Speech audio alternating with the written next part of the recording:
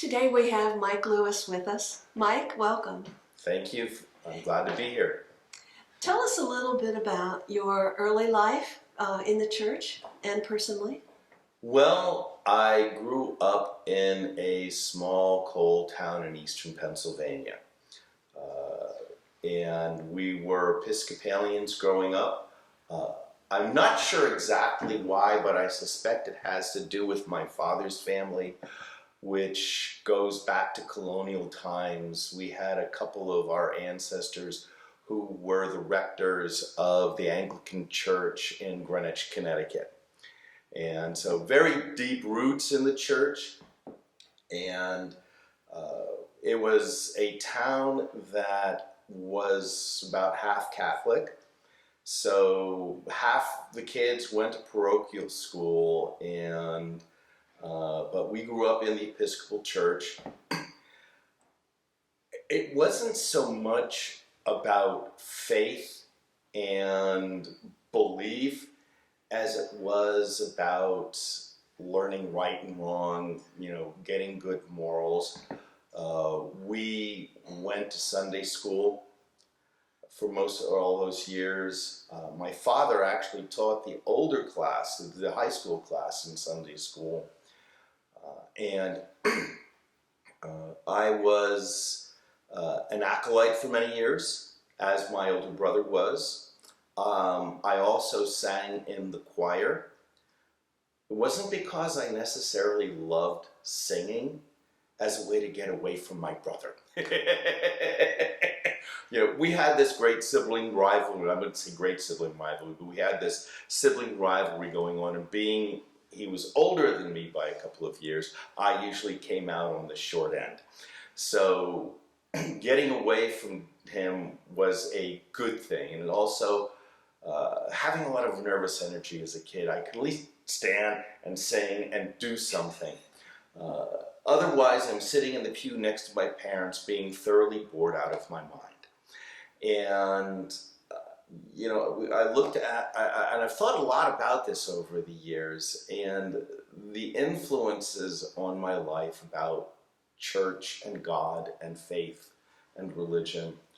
And I have to say, it would have been my father.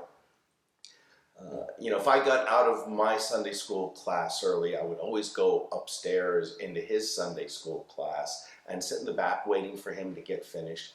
And I remember one time, and this is stuck in my brain ever since I experienced it, that I'm slipped in the back, and he just looks at the class, and he goes, "All right, I need you to think about something.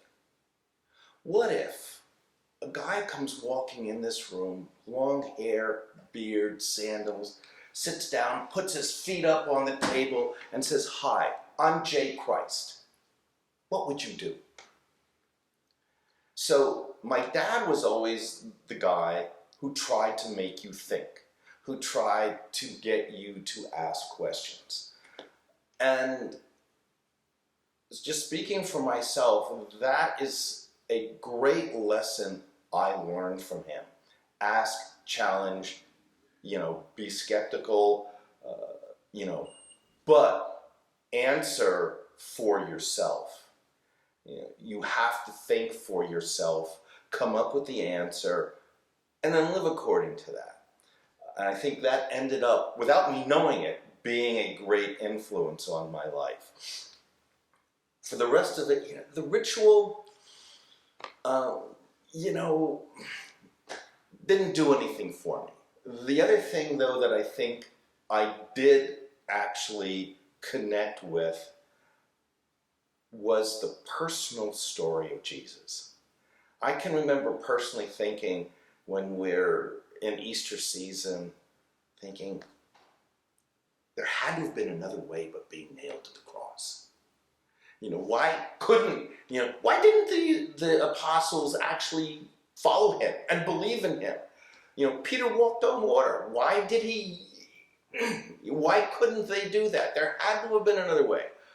But it was the personal journey that I learned about, that Jesus went through, that probably stuck with me throughout the rest of my life, even if I didn't know it at the time. But after I was about, I guess, 10 years old, we moved to a different city. We moved to Western New York in a city called Jamestown. And we went to St. Luke's Episcopal Church there. I think I was 11 or 10 or 11 we started. And the family was very much into snow skiing. And there were a number of ski areas in the region. And every weekend, every Saturday, every Sunday, we were out skiing. But we always still continued to go to church. My brother went to church until he got confirmed. Then my mother and my brother stopped going to church, and my father and I continued going to church. And, my brother and my mother would wait for us to get done so we could then rush off to go skiing for the afternoon. And the last year, I was 14, going through confirmation class. My dad and I would get up, crack of dawn, we'd go to the 8 a.m. service. I'd go to confirmation class. There was no suit, no tie. I'm in my turtleneck, my sweater, everything, ready to go skiing. We'd get in the car, pick up my brother and my mom, and we'd head out skiing. And the biggest thing, and I think this was very telling, and this was obviously by this time, it was the very early 70s. The protest movements had been winding down, but we grew up during that era. And comes time for me to get confirmed. And the thing that stood out the most to me about that whole year, all the kids from my class, we were waiting for the service to start. And one of my classmates, the guy had shown he's wearing his normal jacket, but he had a turtleneck shirt on.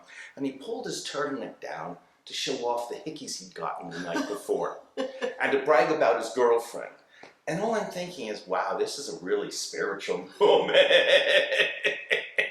So, this was, truthfully, I think this was a lot of kids growing up in the Episcopal Church. We were so much more about, just, all right, it's the ritual, it's what we do. We're learning life lessons. We're learning right from wrong. We're learning morality. But are we really connecting with God, with faith, with that whole experience? And as soon as I got confirmed, we went skiing, and we stopped going to church except on Easters and Sundays. And so, okay, that was my experience, and it left me, however, searching. As a teenager and, as a young adult, I thought a lot about faith, thought a lot about religion, thought a lot about a lot of things. And I started trying different things. My brother and I actually, we were on speaking terms at this point. We even dabbled in some little offshoot of Buddhism for a few months just to check that out. And at one point, I even got as crazy as to dabble in witchcraft. And I stopped that as soon as I read some book that said, well, as soon as you decide to become a witch or a warlock or whatever it was, all the other witches in your area know about you and are coming after you because they don't want to share power. And I said, I don't need any more people coming after me. I'm sorry. Just don't need that. But I continued to search for that deeper meaning, that faith journey, and falling back on that lesson that I learned from my father about asking yourself the hard questions, demanding of yourself the search for the answer. And that shaped a lot of my adult life going forward. And then there was one very profound moment. It was after my freshman year in college. yeah, I was at that point, pretty much had to describe myself as a typical self-obsessed, self-absorbed teenager, like many teenagers are. The world is all about me. But I wasn't satisfied. And my searches led me to a spiritual retreat that summer and sat there. We, studied Bible, we prayed, we, singing, and a lot of, some classes, some, seminars that asked lots of questions, that made me think about lots of questions. And the last night of this retreat, I go into the chapel, and it was a very Spartan place. There were no pews, no chairs. It was simply this beautiful little stone room with some pillars and an altar. And there was no place to sit, so you kneeled on the stone floor. And I went in at midnight, and I just remember praying, God, I don't know what it is you want me to do, but whatever it is, I'll do it. And at that instant, there was this powerful, overwhelming burst of energy, I want to say light, that just consumed my whole body. And I burst into tears. And I just was weeping uncontrollably, but it wasn't this sadness. It was this very powerful, positive, warm, almost otherworldly force that just filled up my entire body. And there wasn't necessarily a coherent thought, but it was just feeling the emotion, and I think that was what was propelling the crying, the weeping. And it wasn't just a few little tears like you see in the movies. It was full on pouring down my cheeks, weeping. And it seemed like just a few minutes, but it also seemed like forever. And then all of a sudden it stopped. And I took a breath, and I looked up, and I looked at my watch, and it was 3 hours later. I said, 3 hours? Okay. Something happened to me. And for me, that was, I think, my very first and the enduring, affirming sense that, yeah, maybe God is actually real. And maybe this is real. And it helped me change my outlook from being a self-obsessed teenager.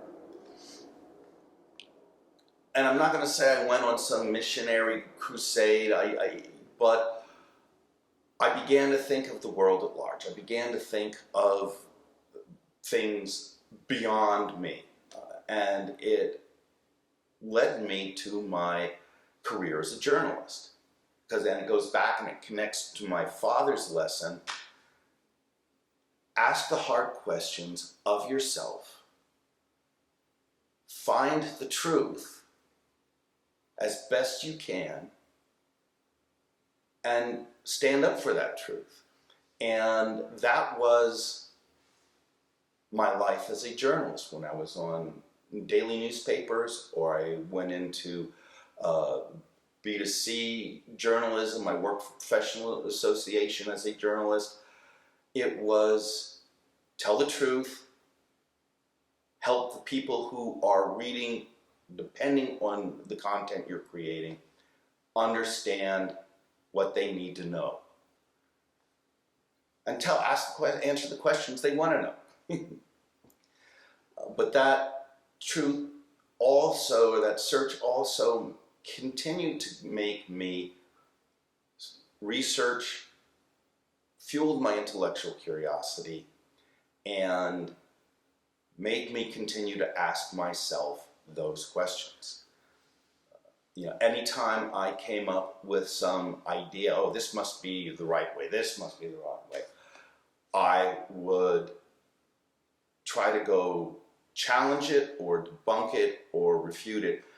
And that also fueled, again, my spiritual search. I was actually, for a short time, I dabbled in Pentecostal church. I even went through the full immersion baptism.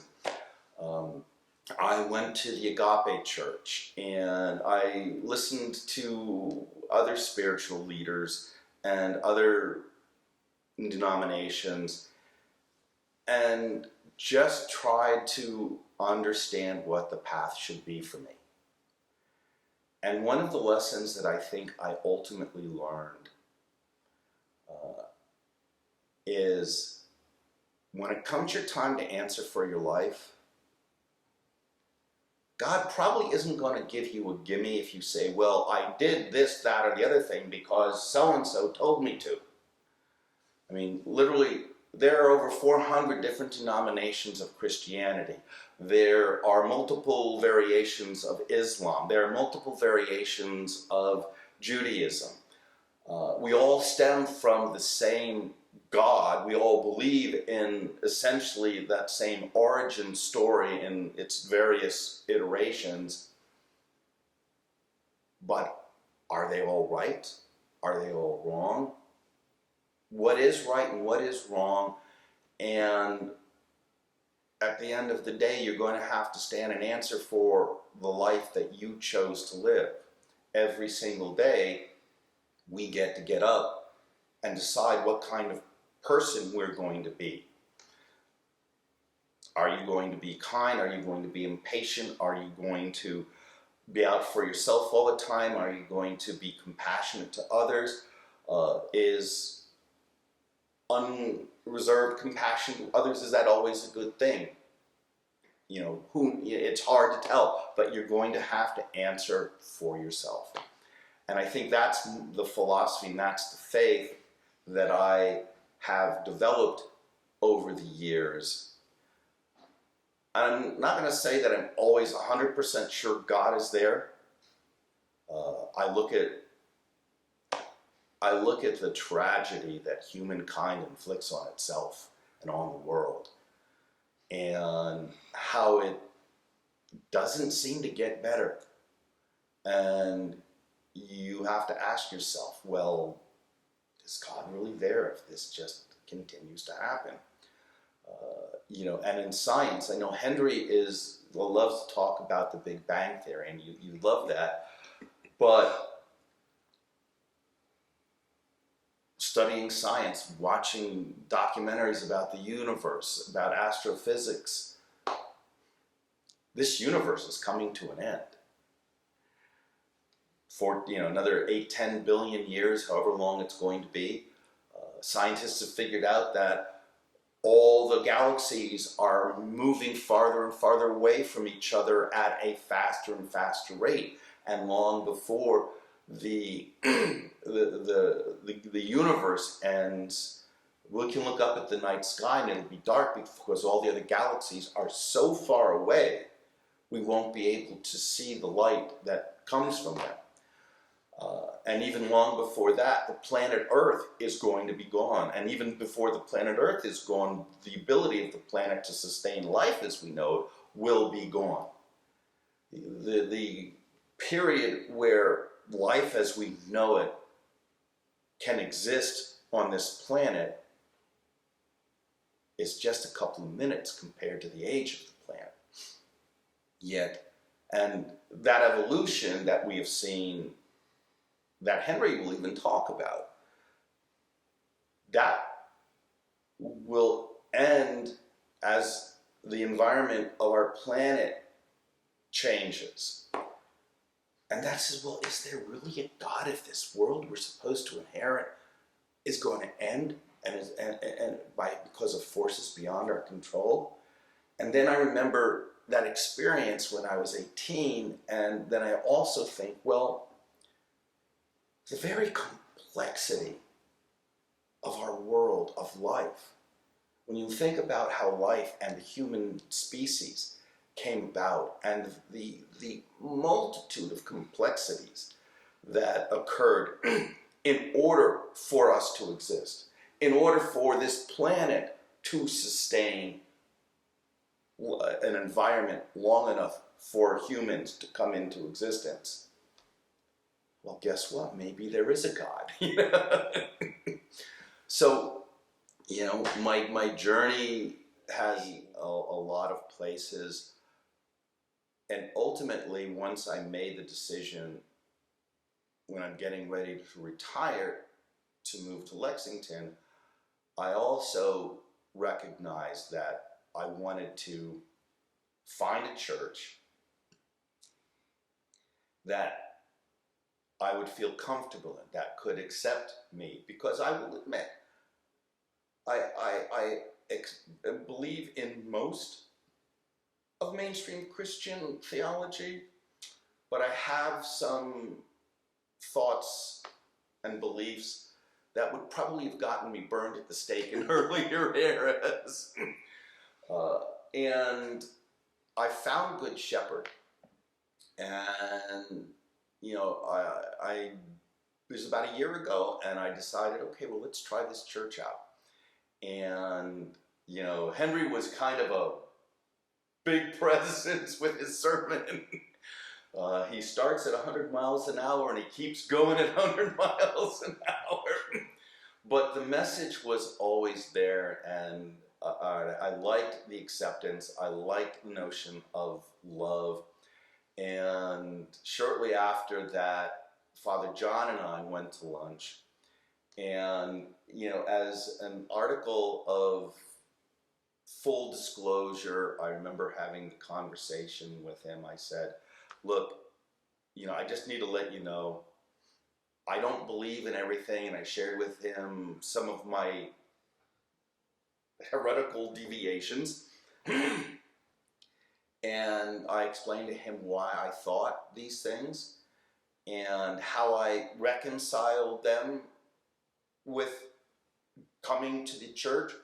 But I wanted them to understand what I thought and believed, because I didn't want to be coming to any church under false pretenses. And he just listened to me. He goes, that's very thoughtful. How would you like to be part of this video project we're doing? And oh, by the way, I think you've got a very nice voice, and would you consider being a lector at the 5 o'clock service, since that's the service you're attending? All right. So now I got sucked in. And the ritual itself of the service isn't something that I really connect to, but the communion always is. Because that to me goes back to my childhood experience of identifying with the story of Jesus. His life, his struggles, the things he did. And it's a personal relationship. And the communion connects me to that. And I appreciate that so much. And I particularly appreciate that every Sunday, that announcement from Father Henry, all are welcome at this table. This is your table. When I was growing up, you couldn't, unless you were confirmed, baptized and confirmed in the church, you couldn't go up. I could sometimes go up to the altar with my dad, but yes, the priest would nod at me and pass me by. And you could not participate. But the church is supposed to be inclusive. And that's the message that Henry always gives us. And that is the message that this church puts out. And that is the message that I am very grateful to be able to embrace. Amen. Amen. In conclusion, Yeah. do you have any collective wisdom you'd Hold on like? a second. Did you? If you No, I coughed and I'm taking a drink of water. Yeah, wait about Sorry. 3 seconds after he puts the glass down. Go. in conclusion, do you have any collective wisdom you'd like to share? It goes back to making the choices that you need to make. As a journalist, I was present for witnessing the emergence of the conservative Christian movement within the Republican Party. And, I'd listen and I could understand what they were doing and why they were doing it, whether I agreed with it or not. But that's one of the things that really got me thinking about your personal responsibility. To me, true Christianity is idiot-proof. Love God above all else. Love each other as you would love yourself. Forgive.